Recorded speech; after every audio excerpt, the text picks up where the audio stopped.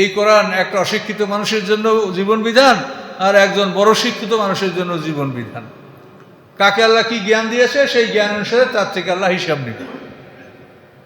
জ্ঞানকে সৃষ্টি করে আল্লাহ বলেছেন বেকা উহাসিবু বেকা উয়াকিবু, যে তোমার মাধ্যমে আমি হিসাব নেব এবং তোমার মাধ্যমে আমি শাস্তি দিব। জ্ঞান যার নাই তার কোনো শাস্তি নেই।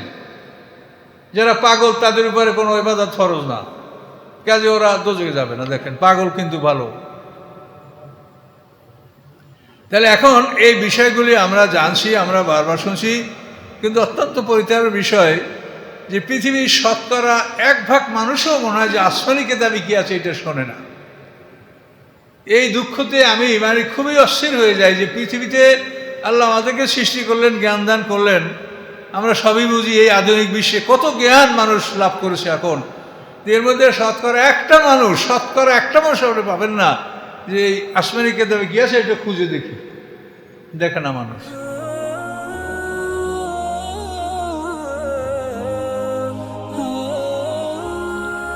আলহামদুলিল্লাহ কাফা ওয়া সালামুন আলা ইবাদিল্লাযিনা আসতাফা, আম্মা বা'দ। সম্মানিত সুধী মণ্ডলী, আসসালামু আলাইকুম রহমতুল্লাহ। আজকে আমরা সূরা বনী ইসরাঈলের 85 নম্বর আয়াত থেকে আমরা আলোচনা শুরু করব ইনশাআল্লাহ। আউযু বিল্লাহি মিনাশ শাইতানির রাজীম। ওয়া ইয়াসআলুনাকা আনির রূহ কুলির রূহু মিন আমরি রাব্বি ওয়া মা উতীতুম মিনাল ইলমি ইল্লা কালিলা। হে রাসূল, মানুষরা আপনার কাছে রূহ সম্পর্কে প্রশ্ন করে, আপনি বলে দেন রূহ হচ্ছে আল্লাহর আদেশ, রূহ হচ্ছে আমার রবের আদেশ মাত্র। ওমা উতীতুম মিনাল ইলমি ইল্লা কালিলা, তোমাদেরকে সামান্যতম জ্ঞান দেওয়া হয়েছে, কাজেই রূহ সম্পর্কে অবগত হওয়ার জন্য যে জ্ঞান দরকার সেটা তোমাদের নাই। এ পর্যন্ত বলে আল্লাহ ক্ষান্ত করলেন।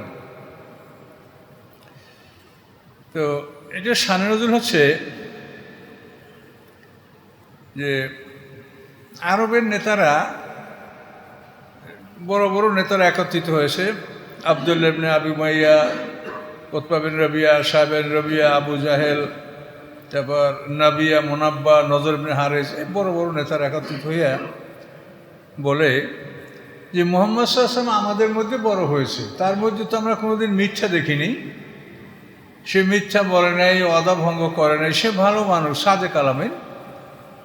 এখন এই ছেলেটা কি বলছে? এখন এই কথা আমরা তো বুঝি না, কাজেই তোমরা ইহুদি আলেমদের কাছে যাও, তাদেরকে জিজ্ঞাসা করে দেখো যে তারা এই লোক সম্পর্কে কি বলে। তখন এরা একদল ইহুদি আলেমদের কাছে গেল। তো যাওয়ার পরে তারা বলল যে তাকে আপনারা 3টা প্রশ্ন করবেন, যদি 3টারই জবাব দেয় তাহলে সে রসুল না, আর যদি একটারও জবাব না দিতে পারে তাহলেও সে রসুল না, 2টার জবাব দিতে পারবে, একটা পারবে না, এটা হলে সে রাসূল। এই 3টা প্রশ্ন শিখিয়ে দিয়ে ওরা এদেরকে বিদায় করলো। তো তাদের থেকে শিখেই ওরা আয়েশা মুহাম্মদ সাল্লাল্লাহু আলাইহি ওয়াসাল্লাম এর কাছে প্রথমে প্রশ্ন করলো রূহ সম্পর্কে, 2 নম্বর প্রশ্ন করলো যুলকারনাইন সম্পর্কে, 3 নম্বর প্রশ্ন করলো আসহাবে কাহাফ সম্পর্কে। এই 3টা প্রশ্ন করলো। এই 3টা প্রশ্নের 2টা প্রশ্নের জবাব আল্লাহ রসুল দিলেন, যুলকারনাইন এবং আসহাবে কাহাফ, কিন্তু রূহ সম্পর্কে আল্লাহ রসুল জবাব দিলেন না। তাতে ইহুদিদের যে শিখিয়ে দেওয়া যে জ্ঞান, সেই জ্ঞান অনুসারে মুহাম্মদ সাল্লাল্লাহু আলাইহি ওয়াসাল্লাম যে রাসূল এটা তাদের কাছে প্রমাণিত হলো।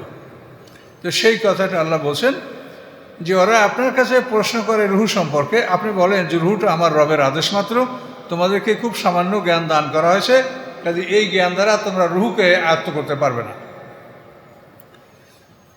রূহ আমরা অনুভব করতে পারি, কিন্তু এর কোনো ব্যাখ্যা দিতে পারছি না। আমরা যে প্রাণী, এই প্রাণী বেঁচে থাকে রূহের কারণে, রূহের কারণে প্রাণী বেঁচে থাকে, এবং প্রাণীর যে অঙ্গ প্রত্যঙ্গগুলি এগুলি কাজ করে নফসের কারণে। নফস এবং রূহ 2টা শক্তি। এটা বোঝার জন্য কোরআন পাকে যে ঘুমের বিবরণটা দেওয়া আছে, আল্লাহ বলেছেন আল্লাহু ইয়াতাওয়াফাল আনফুসা হিনা মাউতিহা ওয়াল্লাতী লাম তামুত ফি মানামিহা ফায়ুমসিকুল্লাতী কাযা আলাইহিল মাউতা ওয়া ইরসিলুল উখরা ইলা আজালিন মুসাম্মা। এখানে আল্লাহ বলেন যে মানুষ যখন ঘুমায় তখন তার নফসগুলি বের হয়, এগুলি আল্লাহ হস্তগত করেন, রুহুটা বের হয় না। তো এখন এই রুহু আর নফস যদি পৃথক হয় তাহলে কি অবস্থাটা সৃষ্টি হয়, এটা আমরা বুঝতে পারছি। যে ঘুমের ঘরে একটা মানুষের সব কিছু আছে, কিন্তু কোনো অঙ্গ প্রত্যঙ্গ সে ব্যবহার করতে পারছে না। চোখ, কান, নাক, মানে এক কথায় সেন্স অর্গান তার, এগুলি সবই আছে, কিন্তু এটা সে ব্যবহার করতে পারছে না নফস না থাকার কারণে। আর রুহু ভিতরে আছে, এই জন্য তার রেসপিরেশন, তার শ্বাস প্রশ্বাস এটা চলছে, সে জীবিত আছে। এই রুহু মানুষকে, একটা প্রাণীকে জীবিত রাখে। আর নফসের কারণে মানুষ, তার অঙ্গ প্রত্যঙ্গগুলি সক্রিয় হয় এবং এর দ্বারা সে মানুষ কাজ করে। তো নফস হলো মানুষের পরিচালক বা কমান্ডার, আর রুহ হচ্ছে মানুষকে বাঁচিয়ে রাখে, প্রাণীকে বাঁচিয়ে রাখে। তো এই রুহ আবার কোরআন পাকে আরেকটা বিবরণ আছে, এই কোরআন পাককে রুহ বলা হয়েছে। ওয়াকাযালিকা আওহাইনা ইলাইকা রূহাম মিন আমরিনা, আল্লাহ বলেন এভাবেই আপনার কাছে ওহির মাধ্যমে আমি রুহ পাঠিয়েছি। তো ওহির মাধ্যমে আল্লাহ তাআলা মুহাম্মদ সাল্লাল্লাহু আলাইহি ওয়াসাল্লামকে রুহ পাঠিয়েছেন, সে রুহ হচ্ছে কোরআন। এই কোরআন একটা মানুষকে জীবিত রাখে। আর যদি কোরআন আমরা অর্জন না করি, তাহলে আমরা জীবিত থাকা সত্ত্বেও আল্লাহ তাদেরকে বলছেন সুম্মুম বুকমুন উমিয়ুন। কোনো জায়গায় বলছেন মাউতা আফান্তা তুসমিউল মাউতা, হে রাসূল আপনি মৃতকে শোনাতে পারবেন? তো আসলে তো মরা না, ইন্নাকা লা তুসমিউল মাউতা, আপনি মৃতকে শোনাতে পারেন না। ইজা ওয়াল্লাহু মুদবিরিন, যখন পিঠ ফিরিয়ে চলে যায়, ও মরা আবার হাইটে যায়। তাহলে দ্বিতীয় রুহটা যদি অর্জন না করে, তাহলে মানুষ যে একটা সম্মানিত সৃষ্টি, কাররামনা বানি আদামা, এই সম্মানের অধিকারী মানুষ হতে পারে না দ্বিতীয় রুহ অর্জন না করা পর্যন্ত। এই দ্বিতীয় রুহটা হচ্ছে কোরআন। এই কোরআন আমাদেরকে অর্জন করতে হবে। কোরআন অর্জন করা ছাড়া কোনো মানুষই জীবিত মানুষ না, সে মৃত, সে সুম্মুম বুকমুন অমিয়ুন, বধির, বোবা, অন্ধ, আল্লাহ কোরআনে বলছেন। কাজে এই জন্য কোরআনের জ্ঞান অর্জন করতে হবে। এবং এটা কম্পালসারি, তার কারণ আপনি ভেবে দেখেন, আমি একটা মানুষ এই 50, 60, 70, 80, 100 বছর বাঁচব, এই 100 বছরের জীবন ব্যবস্থার জন্য একটা মানুষকে 16, 18, 20 বছর পর্যন্ত অক্লান্ত পরিশ্রম করে তাকে পড়াশোনা করতে হয়। পুরো জীবনটা এর পিছনে, মানে একেবারে পুরো অ্যাটেনশন নিয়ে এই 18-20 বছর একটা মানুষ পরিশ্রম করলে তখন সে তার বাকি জীবনের, মনে করেন 30-40 বছরের একটা সুখ শান্তির গ্যারান্টি তা মোটামুটি পাওয়া যায়। হবে কি হবে না তাও মোটামুটি একটা বোঝা যায়, এটা ব্যবস্থা হয়েছে। এই তাহলে এটা যেমন আপনি 18-20 বছর শ্রম করে আপনি 100 বছরের জীবনের জন্য আপনি ব্যবস্থা করলেন, তো আপনি কি বিশ্বাস করেন না যে পরকালের দিনে একটা দিন 1000 বছরের সমান, এবং সেখানে প্রত্যেকটা মানুষের হায়াত হবে আম্মাল্লাযিনা সুইদু ফাফিল জান্নাতি খালিদিনা ফিহা মা দামাতিস সামাওয়াতু ওয়াল আরদ। ভাগ্যবান যারা হবে তারা জান্নাতে বসবাস করবে কতদিন? নূতন আকাশ পৃথিবী যতদিন থাকবে ততদিন। আম্মাল্লাযিনা শাকু, আর যারা আমি দুর্ভাগ্যবান, ফাফিন নারে লাহুম ফিহা জাফিরুম ওয়া শাহিক, তারা আগুনের মধ্যে তাদের প্রচণ্ড শ্বাস প্রশ্বাস শব্দ শুনতে পাওয়া যাবে, চিৎকার শুনতে পাওয়া যাবে। খালিদিনা ফিহা, এই অবস্থার মধ্যে তারা অনন্তকাল থাকবে। কতদিন? মা দামাতিস সামাওয়াতু ওয়াল আরদ, ওই আকাশ পৃথিবী যতদিন থাকবে ততদিন। তাহলে আমরা ঈমান মানিত বিশ্বাস এবং পরকালে বিশ্বাস ঈমানের একটা বিরাট অংশ। এই পরকালের বিশ্বাস নিয়ে পুরো কোরআনে বহুবার, শতবার আল্লাহ কথা বলেছেন। তাহলে সেই পরকালে যদি আমরা বিশ্বাস করি, বিশ্বাস তো আমরা করি কিন্তু শয়তানের সাথে পারি না। বিশ্বাস করিনি এমন কেউ আছে এখানে? কিন্তু শয়তান আমাদেরকে ভুলিয়ে নেয়। তো এখন এই পরকালের কোটি কোটি বছরের জন্য আপনাদের সঞ্চয় করতে হবে, এটা আল্লাহ বলছেন ওয়াল তানজুর নাফসু মা কাদ্দামাত লিগাদ, মানুষ যেন দেখে আগামী দিনের জন্য সে কি প্রেরণ করেছে, সেন্ট আপ করেছে, সে দেখে। কোরআন, সব কোরআন বলছে। তাহলে আমরা কি সেন্ট আপ করছি, আগামীর জন্য কি সঞ্চয় করেছি, কি নিয়ে আমরা যাব? এই দালান কোঠা, বাড়িঘর, ধন সম্পদ, যখন ডাক আসবে, ইঞ্জিন খোলার ইঞ্জিনিয়ার যখন আসবে, সাথে সাথে সব স্টপ হয়ে যাবে। তার ঘ্রাণ পাওয়ার সাথে সাথে মানুষের শক্তি, শ্বাস বন্ধ হয়ে যাবে। ইঞ্জিন খুলে পাড়ি দেবে ইঞ্জিন অথবা সিঞ্জিনে, সব ধন সম্পদ এখানেই থাকবে। কিন্তু আপনি প্রতিদিন কি সঞ্চয় করেছেন, ওই সঞ্চয়টাই হলো আপনার মূলধন। ওইটা নিয়েই আপনার ভালো মন্দ ওটার উপর নির্ভর করবে। এর মধ্যে কোনো সন্দেহ আছে? তাহলে এখন এত বড় জীবনের জন্য আমরা কতটুকু সময় ব্যয় করছি দুনিয়াতে, সেটা বলে। তো এইটা তো আপনাকে হিসাব করতে হবে যে আমরা এত বড় একটা জীবন, যেটা অবশ্যই এই জীবনটা আছে, আর সেই জীবন তো এরকম জীবন না। সুখ হইলে এমন সুখ যেই সুখের বিবরণ পৃথিবীতে দেওয়া যায় না, আর দুঃখ হলে এমন দুঃখ সেই দুঃখের বিবরণ পৃথিবীতে নাই। সুখও তেমন, দুঃখও তেমন। তো এইরকম একটা জীবনের জন্য আমাদের কি প্রস্তুতি আছে, এইটা আল্লাহ বারবার বলছে যে তুমি পথে আসো, ফিরে আসো, তওবা করো, তুমি একটা আল্লাহর সাথে মীমাংসা করে আল্লাহর কাছে ক্ষমা চেয়ে তুমি এখান থেকে তার সাথে পাপ মুক্ত হয়ে ক্ষমা চেয়ে তুমি এখান থেকে বিদায় হও। আর যদি পাপের বোঝা নিয়ে তুমি যাও, কোনো কিছুতেই তোমার কোনো কাজ হবে না। মরার পরে অনুনয় বিনয় অনুরোধ কিচ্ছু হবে না। কাজে এই জন্য এই বিষয়টা আমাদের সতর্কতার সহিত অবলম্বন করতে হবে। কোরআন আমাদের অর্জন করতে হবে পুরা করে। আপনারা যে সবাই মুফাসসির হবেন এমন প্রয়োজন নাই, অন্তত জীবন চলার জন্য যতটুকু দরকার ততটুকু এই কোরআন থেকে নিতে হবে। এই কোরআন একটা অশিক্ষিত মানুষের জন্য জীবন বিধান, আর একজন বড় শিক্ষিত মানুষের জন্য জীবন বিধান। কাকে আল্লাহ কি জ্ঞান দিয়েছে সেই জ্ঞান অনুসারে তার থেকে আল্লাহ হিসাব নেবে। জ্ঞানকে সৃষ্টি করে আল্লাহ বলেছেন বেকা উহাসিবু বেকা উয়াকিবু, যে তোমার মাধ্যমে আমি হিসাব নেব এবং তোমার মাধ্যমে আমি শাস্তি দিব। জ্ঞান যার নাই তার কোনো শাস্তি নেই। যারা পাগল তাদের উপরে কোনো ইবাদত ফরজ না, কাজে ওরা দোজখে যাবে না। দেখেন, পাগল কিন্তু ভালো। তাহলে এখন এই বিষয়গুলি আমরা জানছি, আমরা বারবার শুনছি, কিন্তু অত্যন্ত পরিতাপের বিষয় যে পৃথিবীর শতকরা 1 ভাগ মানুষও মনে হয় যে আসমানি কেতাবে কি আছে এটা শোনে না। এই দুঃখতে আমি খুবই অস্থির হয়ে যাই যে পৃথিবীতে আল্লাহ আমাদেরকে সৃষ্টি করলেন, জ্ঞান দান করলেন, আমরা সবই বুঝি। এই আধুনিক বিশ্বে কত জ্ঞান মানুষ লাভ করেছে এখন, এর মধ্যে শতকরা একটা মানুষ আপনি পাবেন না যে এই আসমানি কেতাবে কি আছে এটা খুঁজে দেখে না মানুষ।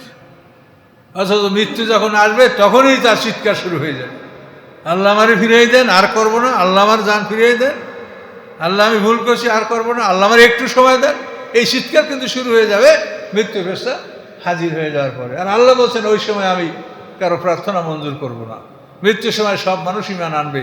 ওই সময় যদি আল্লাহ ইমান কবুল করেন তা আল্লাহ দোজক খালি থাকবে, একটা মানুষও দোজকে যাবে না। তাহলে আল্লাহ বলছেন যেটা আমি করব না, এটা তার আইন দেওয়া আছে যে এই সীমার পর্যন্ত আমি মানুষের ইমান কবুল করব, এই সীমানার সামনে গেলে আর আমি কারো ইমান ইবাদত আমি কিছুই কবুল করব না। কথা বুঝতে পারছেন? এগুলো বোঝার বিষয়। কোরআন থেকে স্পষ্ট নিঃসন্দেহ জিনিস আমরা বুঝে নেব। এই যে মুনকার নেকিরের সওয়াল জবাবের উপরে যে আমার আলোচনাটা বোধহয় আপনারা শুনেছেন, এইটা কিন্তু এখান থেকে এই জিনিসটি আমার অন্তরে ঢুকছে।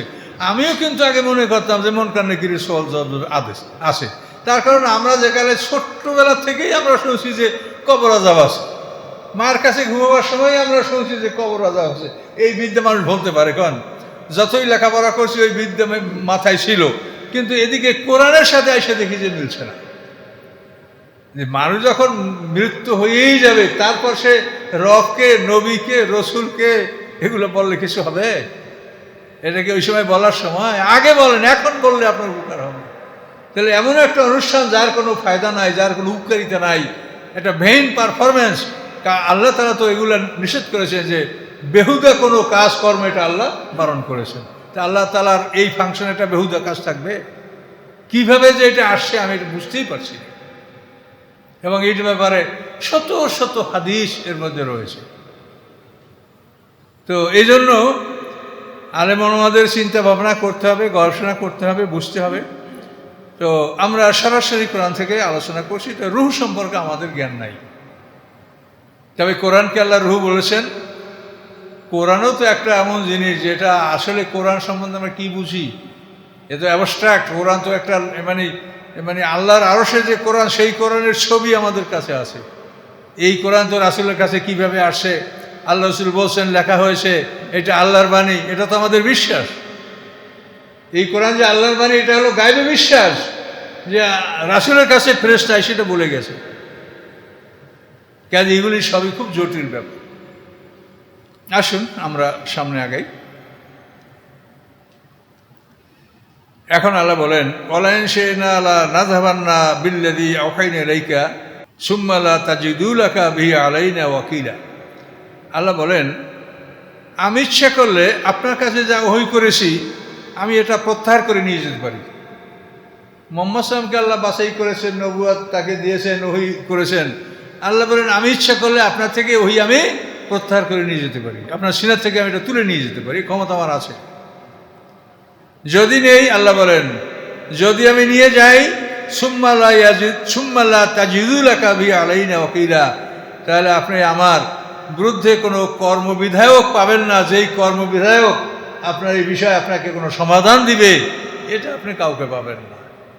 এটা হলো চরম কথা আল্লাহ, যে আমি যা দিয়েছি তাই মানেন, তাই বলেন, যে জ্ঞান আপনাকে দেই নেই সেটা নিয়ে আপনি একটুকু চিন্তা করবেন না।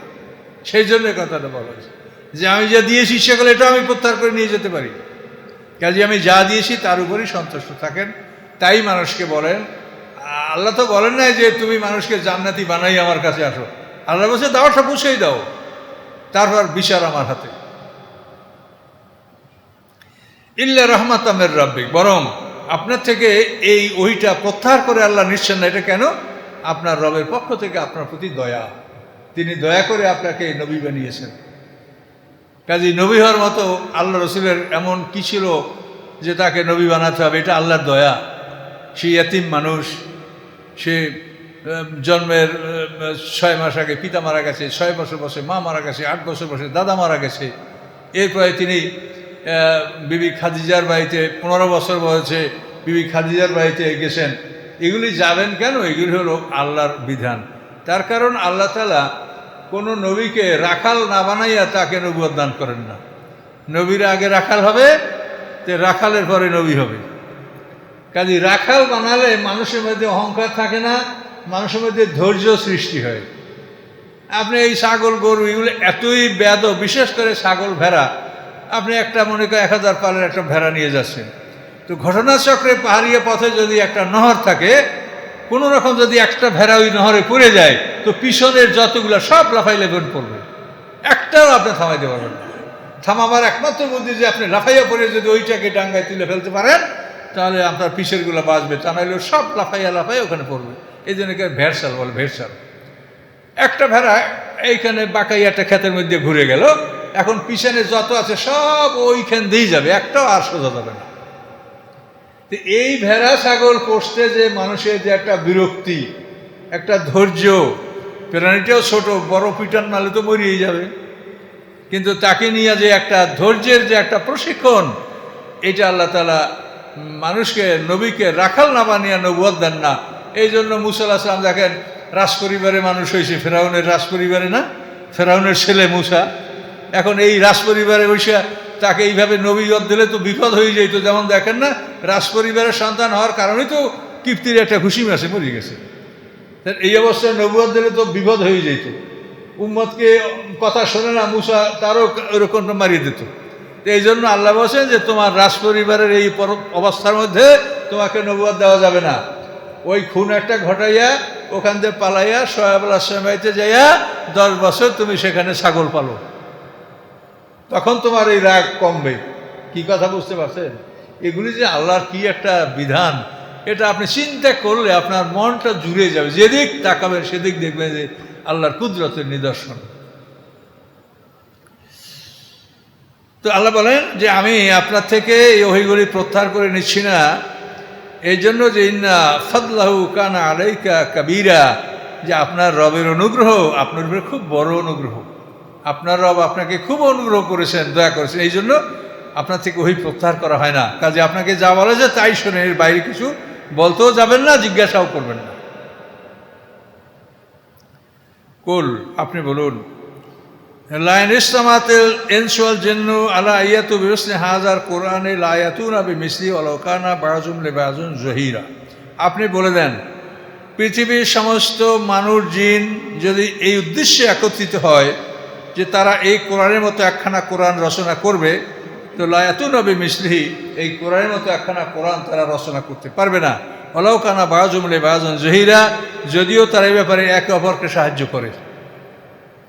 তাহলে সারা পৃথিবীর জেনারেশন একত্রিত হয়ে কোরআনের মতো একখানা কোরআন রচনা করতে পারবে, এই তো কোরআন, এর মতো, এটা চ্যালেঞ্জ। তো এটা তো পুরো কোরআন সংক্ষেপ পড়া হলো। পরে বলা হয়েছে 10টা সূরা আনো, পাতুবি আশারি সুয়ারের মিষ্টি। এই কোরআনের মধ্যে 10টা সূরা নিয়ে আসো, ফেল। ফাতুবি সুরাতে মিষ্টি, তাহলে একটা সূরা ছোট আনো, সেখানেও ফেল। তাহলে প্রমাণ হলো যে কোরআন আল্লাহর বাণী। আল্লাহ আসে এটা বোঝার জন্য আপনাকে আর কোথাও খুঁজতে হবে না। এই কোরআন, যে এই কেতাবটা এমন একটা কেতাব যে আল্লাহ চ্যালেঞ্জ করে দিলেন যে সারা পৃথিবীর জেনারেশন একত্রিত হইয়া এরকম একটা কোরআন রচনা করতে পারবে না। তাহলে মুহাম্মদ সাল্লাল্লাহু আলাইহি ওয়াসাল্লাম উম্মি নবী, তার উপরে তোমরা এই দোষারোপ করো যে সেটা রচনা করেছে। কত বোকামি তোমাদের! সে করলে তো তোমরা পারো না কেন? তোমরাও করে দেখাও। পুরা কোরআন করো, 10টা সূরা করো, একটা করো, তাও পারলে না, তারপরও বলবা যে মুহাম্মদ সাল্লাল্লাহু আলাইহি ওয়াসাল্লাম রচনা করেছে। পৃথিবীর সবচেয়ে আশ্চর্য বস্তু হচ্ছে কোরআন। এর সাথে পৃথিবীর কোনো শক্তি মোকাবেলা করতে পারে না। কথা বুঝতে পারছেন? কাজে এই পৃথিবীর যে কোনো আস্তিকের দেশ, নাস্তিকের দেশ, যে কোনো দেশই হোক, কোরআনের সাথে কেউ বেয়াদবি করে না। এটা দেখেন, চিন্তা করি, কোরআনের সাথে কেউ বেয়াদবি করতে সাহস করে না। আর করলে সে শেষ, করলে সে ধ্বংস হবে, এতে কোনো সন্দেহ নেই।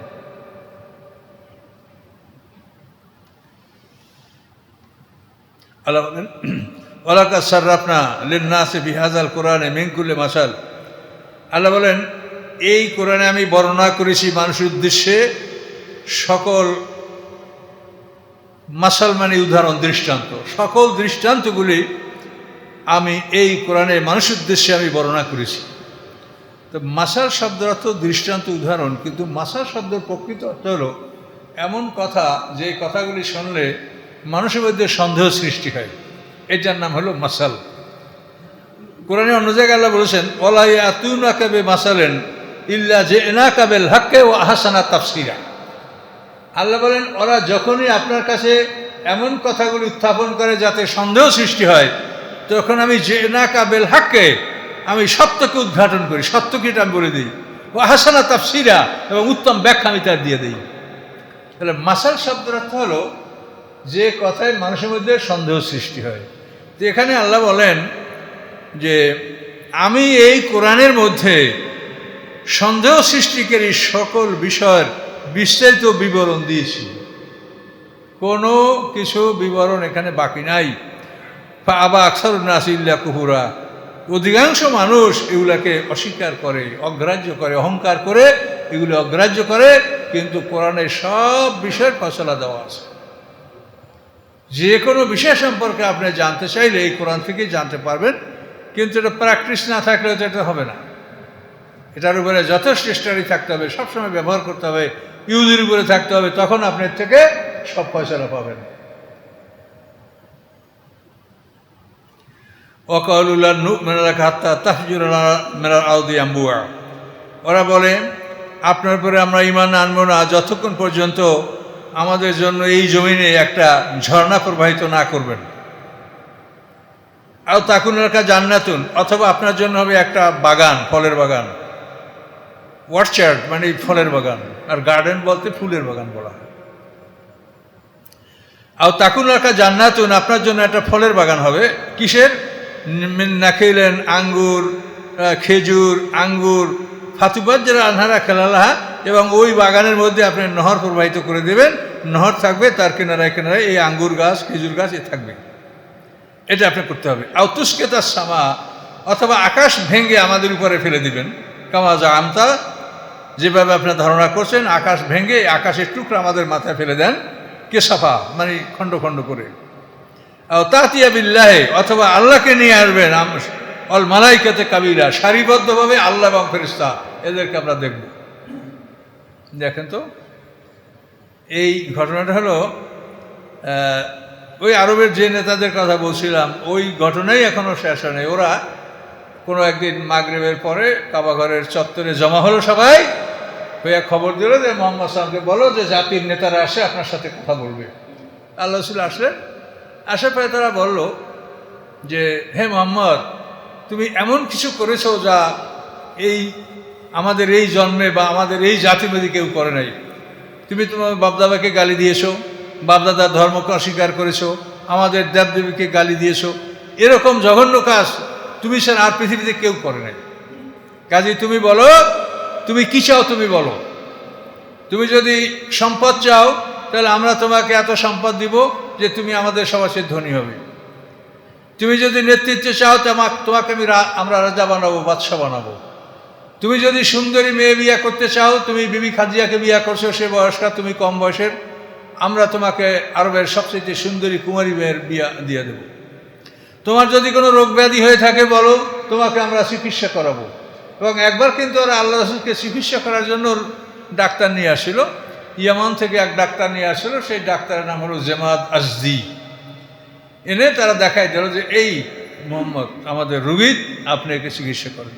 তো জেমাদ আজদি আল্লাহ রাসূলের কাছে বসলেন, বসার পরে বললেন যে আপনি নাকি পাগল, তো আমি তো পাগল চিকিৎসা করি, তো আপনাকে আমি চিকিৎসা করব। তো আল্লাহ রাসূল বললেন যে ঠিক আছে বসেন, আপনার সাথে আমার কথা বিনিময় হোক, তারপর আপনি চিকিৎসা করবেন। তো ডাক্তার বলে ঠিক আছে বলেন। তখন আল্লাহ রাসূলের খুতবাটা দিলেন, যে খুতবা আমরা সবসময় নামাজে পড়ি, ওই খুতবাটা শোনার পরে জেমাদ আজদি বলে যে আমার জীবনে এইরকম সুন্দর কথা আমি কোনোদিন শুনতে পাইনি, এই কথাগুলো আপনি আবার বলেন। তো আল্লাহ রাসূল খুতবাটা আবার রিপিট করলেন। এরপরে জেমাদ আজদি হাত বাড়ায় বললেন যে আপনি আমাকে মুসলমান বানান, আমি মুসলমান হয়ে যাব। তখন এই ডাক্তার সাহেব ওখানে বসেই মুসলমান হয়ে গেলেন। তো সব কিছুর মূলেই হলো কোরআন। যেহেতু তারা মাতৃভাষা তাদের আরবি, তারা কোরআন বুঝতো, কোরআন শুনলেই তাদের অন্তরের মধ্যে কম্পন শুরু হয়ে যেত। কিন্তু আমরা তো বুঝি না এই কোরআন, এই হলো আমাদের সমস্যা।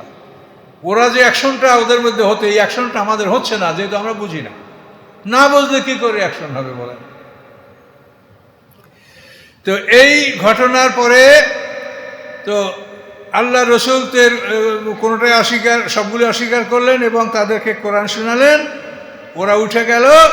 এরপরে আল্লাহ রাসূলের ফুফাতো ভাই আব্দুল্লাহ ইবনে আবু উমাইয়া, সে আইসা এই কথাগুলো বলল যে ফুফাতো ভাই আতেকার ছেলে আব্দুল্লাহ ইবনে আবু উমাইয়া, যে তাহলে তোমার জন্য একটা এরকম বাগান হোক যে বাগান মধ্যে নহর প্রবাহিত হবে, অথবা মক্কা শহরের পাহাড়গুলি হটাইয়ে দাও, আমরা কিছু খোলা মাঠ পাবো, সেখানে চাষাবাদ করতে পারবো, পাহাড় হটাইয়া তুমি সেখানে নহর পয়দা করে দাও। অথবা তুমি আকাশকে ভেঙে ভেঙে আমাদের মাথার উপরে ফেলো, অথবা আল্লাহ এবং ফেরেশতারা সারিবদ্ধভাবে এসে দাঁড়াবে এবং বলবে যে তুমি আল্লাহ রাসূল। মানে কি চাহিদা দেখেন, শয়তান কোনখানে তাদেরকে নিয়ে পৌঁছেছে। এই সমস্ত প্রশ্ন করার পরে আল্লাহ কি জবাব দিলেন? আরো সামনে আছে, আও তাকুলাকা বাইতুম মিন যুখরুফিন, তোমার জন্য একটা স্বর্ণের বাড়ি হবে। তুমি আল্লাহ রাসূল হলে তুমি কেন ওই তোমার ওই বাপদাদার ভাঙা ঘরে থাকবা? তোমার জন্য সোনার বাড়ি হবে। আও তারকা ফিস সামা, অথবা তুমি নিজে আকাশে উঠবে, আমাদের সামনে তুমি উড়ে আকাশে চলে যাবে।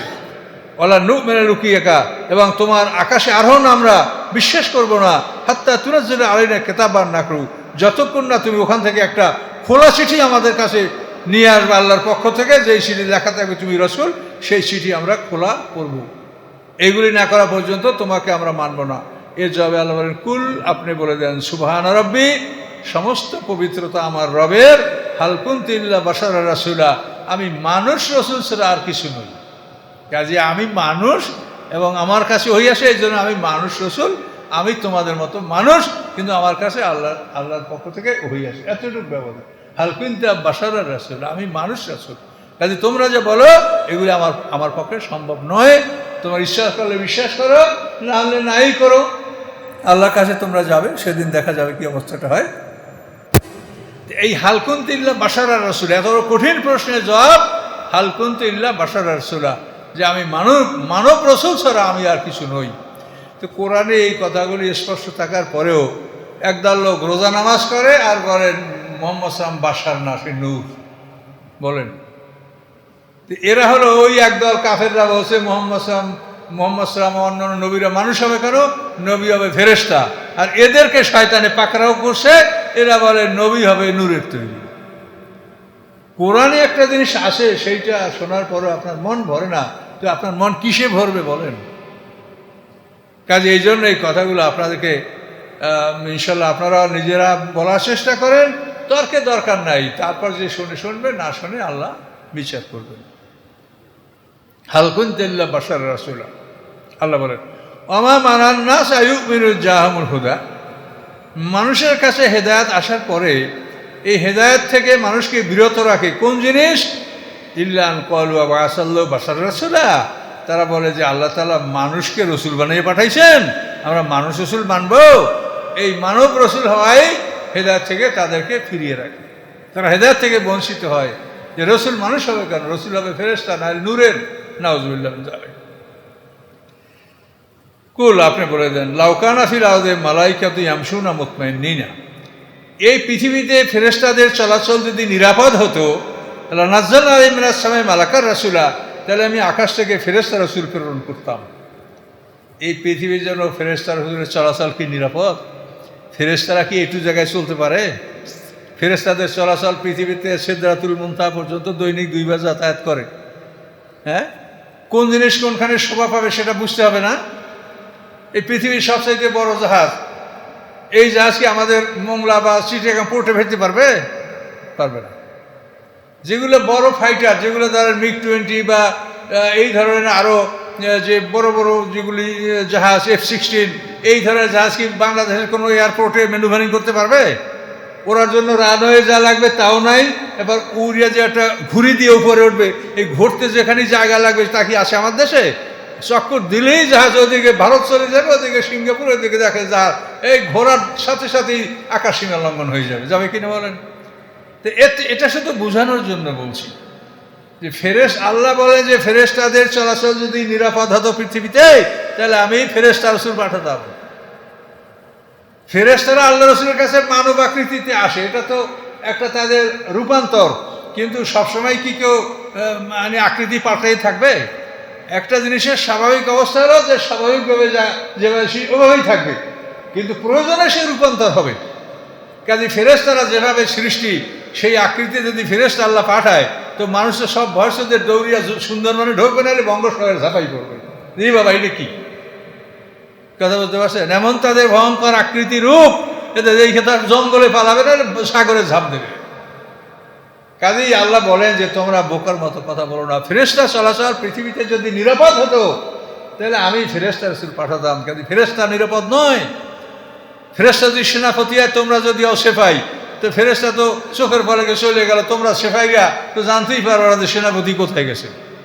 তো কী করে ফেরেশতাকে তুমি অনুরোধ করবা? ফেরেশতা রাসূল যদি রাগ করে, তো একটা চর মারলে তো লক্ষ মানুষ মরে যাবে ফেরেশতার এক ঝাপটায়। কাজে এই জন্য এটা অসম্ভব ব্যাপার তোমরা বলিও না।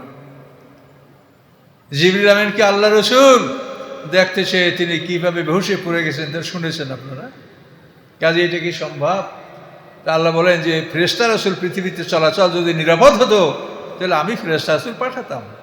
কুল, আপনি বলে দেন, কাফা বিল্লাহি শাহিদান বাইনি ওয়া বাইনাকুম, আমার মাঝে আর তোমাদের মাঝে আল্লাহ সাক্ষী হিসাবে যথেষ্ট। আল্লাহ সাক্ষী যে আমি তার রাসূল। সাক্ষীটা কি? যে আল্লাহ সাক্ষী যে আমি তার রাসূল। তোমরা আমাকে রাসূল করে স্বীকৃতি দিলা না, দরকার নাই। আল্লাহ তোমার আর তোমাদের মাঝে আমার মাঝে আল্লাহ সাক্ষী হিসেবে যথেষ্ট। ইন্নাহু কানা বিবাদি খাবীরাম বাসীরা, নিশ্চয়ই আল্লাহ তাআলা তার বান্দা সম্পর্কে তিনি খবর রাখেন এবং সব কিছু দেখেন। মা ইয়াহদিল্লাহু ফাহুয়াল মুহতাদি, আল্লাহ বলেন আল্লাহ যাকে হেদায়েত দান করে সেই হেদায়েত লাভ করে। কাজে এই শয়তান এরা এরা আল্লাহর হেদায়েত লাভ করবে না, এরা বেয়াদব, এরা বেয়াদবি কথা বলে, রাসূলের সাথে বেয়াদবি করে, এদের প্রতি আল্লাহ সন্তুষ্ট। এই জন্য আল্লাহ বলেন আল্লাহ যাদেরকে হেদায়েত দান করে তারাই হেদায়েত লাভ করতে পারে। ওমায়ুদলিল, এবং আল্লাহ যাকে বিপদগামী করে ফালান তাজদাল আউলিয়া, তাদের জন্য আল্লাহ ছাড়া আপনি কোনো বন্ধু পাবেন না। আল্লাহ বিপদগামী করে কারা? কাকে? যে বুঝে শুনে অন্যায় করে। ইয়ারিফুনা নি'মাতাল্লাহি সুম্মা ইউনকিরুনাহা, নিয়ামত চেনার পরে নিয়ামতকে অস্বীকার করে, এদেরকে আল্লাহ তাআলা বিপদগামী করেন। বিপদগামী হওয়া এটা আল্লাহ মঞ্জুর করেন। ভালো কাজও আল্লাহর পক্ষ থেকে হয়, মন্দ কাজও আল্লাহর পক্ষ থেকে হয়, কিন্তু এর জন্য ডিমান্ড থাকবে বান্দার পক্ষ থেকে, সাপ্লাই হবে আল্লাহর পক্ষ থেকে। ভালো ডিমান্ড করবেন, ভালো সাপ্লাই পাবেন, আর খারাপের ডিমান্ড করবেন, খারাপের সাপ্লাই আপনি পাবেন। কিন্তু সাপ্লাইটা উভয়টাই আল্লাহর পক্ষ থেকে। এমন না যে শয়তানে খারাপ কাজ করতে পারে না, শয়তানের কোনো কাজের ক্ষমতা নাই। ওর পরামর্শ দেওয়া, কুবুদ্ধি দেওয়া ছাড়া, কুমন্ত্রণা দেওয়া ছাড়া শয়তানের কোনো কাজে হস্তক্ষেপ করার ক্ষমতা নেই। সবই আল্লাহর পক্ষ থেকে হয়, কিন্তু আপনার ডিমান্ড অনুযায়ী আপনি সাপ্লাই পাবেন। ওয়া নাহশুরু ইয়াওমাল কিয়ামাতি আল উজু উমিয়া, তো হাসরের ময়দানে আমি তাদেরকে আল্লাহ তুলবো আলা উজুহিহিম, মানে উল্টাভাবে, মাথাটা থাকবে নিচে, পাগুলো থাকবে উপরে। তো এটা কেন থাকবে? এটা আল্লাহ কোরআনে অন্য জায়গায় বলেছেন যে আফামাইয়ামশি মুকিব্বান্না রাজি আহাদা আম্মাইয়ামশি সাবিয়ানা রাসূলাতুল মুস্তাকিম। আল্লাহ বলেন, পা যদি উপরে দিয়া মাথা নিচে দিয়া মানুষ চলে, কি ভালো চলতে পারে? না পায়ে হাঁটতে ভালো চলতে পারে? তাহলে এখন আল্লাহ বলেন যে আমি যে বিধান দিয়েছি এইটা হলো পায়ে হাঁটা, আর আমার বিধান বাদ দিয়ে তোমরা যদি মানব রচিত বিধানে চলো, এটা হলো মাথা দিয়ে হাঁটা। তা তোমরা পা দিয়ে যদি না হাঁটো তো মাথা দিয়ে হাঁটো, কিছু সময় পরে ক্লান্ত হয়ে পড়বে, আর গন্তব্যস্থলে কোনোদিন যেতে পারবে না। কি ভাই, মাথা দিয়ে হাঁটে আপনি বাসায় যাইতে পারবেন কেউ? তাহলে বাসায় যেতে হলে পায়ে হাঁটতে হবে। তা আল্লাহ বলেন গন্তব্যস্থলে যেতে হলে পায়ে হাঁটতে হবে, মাথায় হেঁটো না। কিভাবে বুঝাবে বলেন? এইরকম কি আমরা বলতে পারি? আল্লাহ ছাড়া দেখেন তো, যে তুমি মাথা দিয়ে হাঁটলে বাসায় গন্তব্যস্থলে যাইতে পারবে? তা আল্লাহ বলেন নাহশুরুহুম, আমি তাদেরকে হাসরের ময়দানে উঠাবো, কেমন আলা উজুহিম, তাদের পাগুলি উপরে থাকবে, মাথাগুলি নিচে থাকবে। 50টা দৃশ্য হবে, এক একটা দৃশ্য 1000 বছরের সমান হবে। এই একটা দৃশ্য হবে, কিন্তু এই অবস্থাতে সবসময় তারা থাকবে এটা নাও হতে পারে, কিন্তু এটা একটা দৃশ্য হবে যে এই লোকগুলো আল্লাহর হুকুম না মানে উল্টো চলছে, আল্লাহ উল্টোভাবে ওদেরকে তুলবেন। আর কি উমিয়া, অন্ধ, বুকমা, নির্বাক, সুম্মা, বধির, মানে চোখেও দেখবে না, বলতেও পারবে না, কানেও শুনবে না, এরকম ভয়ঙ্কর অবস্থায় উল্টোভাবে তাদেরকে হাসরের ময়দানে আল্লাহ তুলবেন। কিন্তু এর মানে বিচারের পরে যখন তাদেরকে গন্তব্যস্থলে পাঠানো হবে, তখন আবার তাদের চোখ, কান, সব চোখগুলা সব ফিরিয়ে দেওয়া হবে, তখন ওরা সবই বুঝতে পারবে। আর কোনো কোনো তাফসীর কারকরা বলেন যে ওরা নির্বাক, কথা বলতে পারবে না। কেন? যে আল্লাহ যে প্রশ্ন করবেন এই প্রশ্নের কোনো যুক্তিসঙ্গত জবাব নাই, তো বলবে কি? এজন্য মুখ বন্ধ থাকবে। আর তাদের যে আমলনামার দৃশ্য, এইটা দেখলে নিজের কাছেই খুব খারাপ লাগবে, এই জন্য চোখ বন্ধ করে থাকবে, তাকাবেই না, কথা বলতে পারছে, যুক্তিসঙ্গত কথা বলতে পারবে না। আমলনামার দিকে তাকালে তাদের লজ্জা লাগবে। এই বিভিন্ন কারণে তারা সুম্মুম বুকমুন উমিয়ুন, বধির, বোবা, অন্ধ, এভাবে তারা থাকবে। মাওয়াম জাহান্নাম, এবং তাদের ঠিকানা হবে জাহান্নাম। কুল্লামা খাবাত জিদনাহুম সাইরা, যখন আগুনটা একটু নিষ্প্রভ হবে, অর্থাৎ আগুনের মানে তাপটা কমে যাবে, জিদনাহুম সাইরা, তখন তাদের প্রজ্বলন আমি বাড়ায় দেব। আগুনের যদি ভোল্ট কমে যায় তখন আল্লাহ ভোল্ট বাড়ায় দেবে, এটা বলছে। আগুন যদি নিষ্প্রভ হয়ে যায় তখন আমি আগুনের গতি আরও বাড়ায় দেব, আরও তেজ করে দেব। জালিকা জাযাহুম, এই শাস্তি তাদের এই জন্য, বেয়ান্নাম কাফারু বিআয়াতিনা, যে তারা আমার আয়াতগুলিকে অস্বীকার করেছে। আয়াত যখন অস্বীকার করেছে, আমার দোজক অস্বীকার করেছে, আমি দোজকে ঢুকাইয়া তারপর বলবো, এই যে দোজক তুমি অস্বীকার করছিলে, এই তোমার সেই দোজক। তুমি জাক্কুম গাছ নিয়ে উপহাস করছিলে, এটা এখন খাও, এইটা তোমার জাক্কুম গাছ। অকালু আইজা কুন্না ইযামা ওয়ারফাতান ইন্না লামাবউসুনা খালকান জাদীদা, এবং তারা বলতো আমরা যখন হাড্ডিতে পরিণত হব, আমাদের হাড্ডিগুলি যখন চূর্ণ বিচূর্ণ হবে, তখন কি আমরা পুনরায় নূতন করে সৃষ্টি হব? ওরা ওরকম ওই আল্লাহ রসুলের সামনে শুকনো হাড্ডি নিয়ে এসে হাত দিয়ে ছিঁড়ে ছিঁড়ে ফেলা, এইগুলো কি আবার জীবিত হবে? হবে কিনা তখন দেখতে পাবে। আল্লাহ বলেন আওয়ালাম ইয়ারাউ আন্নাল্লাহ খালাকাল আন্নাল্লাহ আল্লাযী খালাকাস সামাওয়াতি ওয়াল আরদা কাদিরুন আলা আন ইয়াখলুকা মিসলাহুম। আল্লাহ বলেন ওরা কি দেখে না যে আল্লাহ আকাশ পৃথিবী সৃষ্টি করেছেন, এত বড় বিশাল সৃষ্টি আল্লাহ করেছেন, সেই আল্লাহ ক্ষমতা রাখেন তাদের মতো ওই মানুষকে আবার সৃষ্টি করার ক্ষমতা তিনি রাখেন। ওয়া জাআলা আজালাল লা রাইবা ফি, এবং তাদের জন্য একটা সময় নির্ধারণ করেছেন, এই সময়তে কোনো সন্দেহ নাই। অর্থাৎ এই সময়টা না আসা পর্যন্ত আল্লাহ তাদেরকে এই সমস্ত কথা বলারও তৌফিক দেবে, আর এই সমস্ত গণ্ডগোল করারও সুযোগ দিবে। কিন্তু সময় যেটা ওদের জন্য লিখিয়ে রেখেছেন আল্লাহ, এই সময়টা এই রুটিনটা আল্লাহ চেঞ্জ করবেন না। ওই সময় আসা পর্যন্ত তারা পৃথিবীতে যা ইচ্ছে তাই করতে পারবে, সময় আসলেই তখন তাদেরকে তলব করা হবে। আবার যালিমুন ইল্লা কুফুরা, এই আবার কুফুর একই শব্দ। এই জালেমরা অহংকার করে এবং আল্লাহর কালামকে অস্বীকার করে। কুল, আপনি বলুন, লাউ আনতুম তামলিকুনা খাজাইনা রাহমাত রাব্বি যাল্লাম সাকতুম খাশিয়াতাল ইমসাক, আল্লাহ বলেন তোমরা যদি আল্লাহর ধনভাণ্ডারের মালিক হতে তো এটা ফুরিয়ে যাওয়ার ভয়তে তোমরা ব্যয় করতে না, মনে করতে হারি এটা ব্যয় করলে কমে যাবে। আর মোমেনরা ব্যয় করে, তারা জানে যে অমানফাক তুমি সেই বহু, তুমি ব্যয় করলে আল্লাহ পিছন দিয়ে পূরণ করে দেবেন। পরীক্ষা করে দেখেন আপনারা জীবনে একটা ভালো কাজে অর্থ ব্যয় করেছেন, হঠাৎ করে দেখে আরেক দিক দিয়ে ফান্ড এসে গেছে। তো এই মোমেনরা এই আশায় ব্যয় করবে যে আমি ব্যয় করলে আল্লাহ আমার এই অভাবটা পূরণ করে দিবেন। আর ওরা মনে করে যে ব্যয় করলে ফুরিয়ে যাবে। এগুলো সব আমরা জমা করে রাখি। তো জমা করে রাখা তুমি যখন যাবে কবরে, তোমাকে যখন পৃথিবী থেকে বাইর করা হবে, তখন তোমাকে কি দেওয়া হবে আর দিলে কি লাভ হবে? সে সময় যদি এক মণ সোনা দিয়ে দেওয়া হয়, কোনো লাভ হবে? কি হবে বলেন? অকালীন ইনসানু কাতুরা, এবং নিশ্চয়ই মানুষ হলো জন্মগতভাবে কৃপণ। মানুষ জন্মগতভাবেই কৃপণ। এটা দেখেন, ছোট একটা বাচ্চা, মনে করেন 3-4 মাস 5-6 মাস বয়স হয়েছে, ও তো কিছুই বোঝে না। ওর হাতে একটা খেলনা আছে, আপনি সেটা হাত থেকে টেনে নেন, সাথে সাথে চিৎকার করে কাঁদতে শুরু করবে। ও কি বোঝে যে ওর কি নেওয়া হলো, কিন্তু আপনি নেন তখনই দেখবেন ও কান্না শুরু করবে। তো এই যে মানুষ যে কৃপণ, এটা তার এই বাল্যকালের চরিত্র দেখলেই বোঝা যায় যে মানুষ কাতুরা, মানে কৃপণ, সে অহংকারী। আপনি একটা ছোট বাচ্চা মানুষকে যে আল্লাহ তাআলা শ্রেষ্ঠ করেছেন, সৃষ্টির সেরা, এটাও আপনার সৃষ্টিগতভাবে ছোট বাচ্চা থেকে আপনি দেখতে পাবেন।